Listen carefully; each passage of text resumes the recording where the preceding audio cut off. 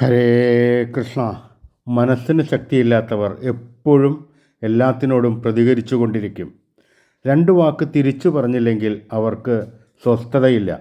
കാണുന്നതിനോടും കേൾക്കുന്നതിനോടും എപ്പോഴും പ്രതികരിച്ചു കൊണ്ടിരുന്നാൽ നമ്മുടെയും മറ്റുള്ളവരുടെയും ജീവിതം ദുരിതപൂർണമാകും. പല കുടുംബങ്ങളും സമൂഹങ്ങളും നരകതുല്യമായി തീരുന്നത് ഇത്തരം സ്വഭാവമുള്ള വ്യക്തികൾ ഉള്ളതുകൊണ്ടാണ്.